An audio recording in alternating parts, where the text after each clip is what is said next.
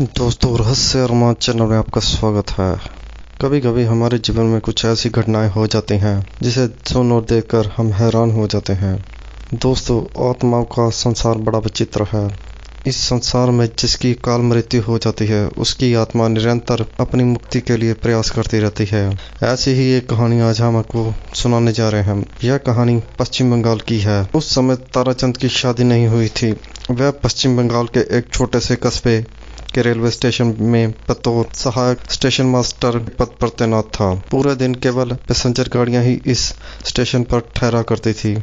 काम अधिक नहीं था। वहाँ केवल 5 लोगों का ही स्टाफ तैनात था। उसका अधिकतर समय गप्पे मारने में व्यतीत होता था। रेलवे स्टेशन से कुछ ही दूर पर रेलवे में 8 क्वार्टर बने हुए थे।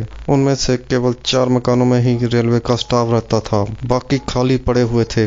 आस पास केवल जंगल था, बस्ती दूर थी। क्वार्टर का निर्माण कुछ इस तरह से किया गया था कि 2 कमरों के आगे आंगन था। आंगन तक जाने वाली मुख्य द्वार पर लकड़ी का दरवाजा लगा हुआ था। दरवाजे की बाईं ओर शौचालय व स्नान घर बना हुआ था।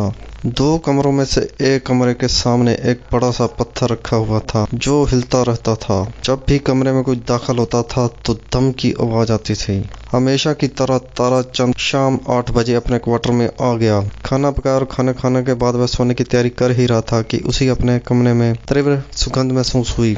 उसने इधर उधर देखा, कोई धूप अगरबत्ती भी नहीं जा रही थी। फिर यह सुगंध कैसी? अभी वह सोच ही रहा था कि उसे पायल व चूड़ियां खनकने की आवाज सुनाई दी। उसे लगा कि दरवाजे के बाहर पड़े पत्थर पर किसी ने पांव रखा है। इसके बाद किसी महिला की खिलखिला कर हंसने की आवाज सुनाई देने लगी। वह सोच में पड़ गया कि कौन हो सकता है। फिर वही हंसने की और वह चूड़ियां खनखनाने की आवाज सुनाई दी।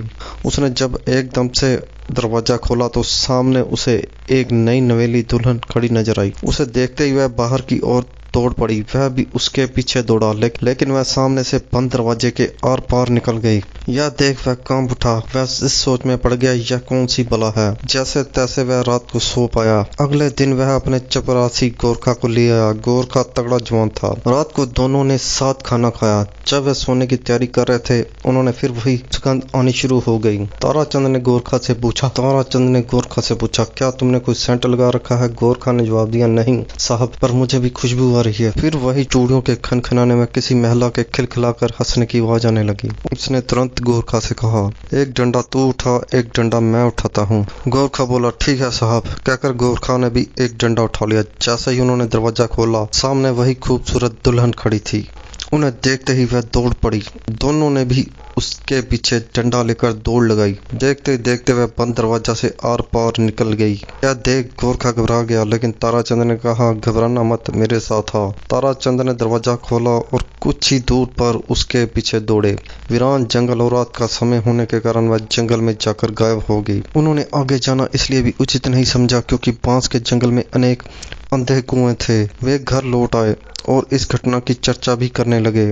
अगले दिन वे एक बुजुर्ग मानिक घोष नामक एक बंगाली व्यक्ति से मिले। वह बूढ़ा हो चुका था और बच्चों के लिए बिस्कुट, टॉफियां और टोकरी में रखकर बेचने का काम करता था। ताराचंद ने उसे रात की घटना के बारे में बताया। उस बुजुर्ग ने बताया कि यह मेरी भाभी की आत्मा भटकती है। जहाँ आपके क्वार्टर बने हैं वहाँ 20 साल पहले हमारी बस्ती हुआ करती थी। मेरे भाई की नई नई शादी हुई थी। दहेज में उसे काफी चांदी का सामान और सिक्के मिले थे। एक दिन मैं शहर सामान लेने गया तो पीछे से घर में डकैती पड़ गई। मेरे भाई ने डकैतों का मुकाबला भी किया, पर डकैतों ने मेरे भाई को मार डाला। मेरी भाभी यह देख ना सकी। डाकू जब मेरी भाभी की ओर बढ़ने लगे तब इज्जत जाने के भय से मेरी भाभी ने खुद को खंजर मारकर आत्महत्या कर ली।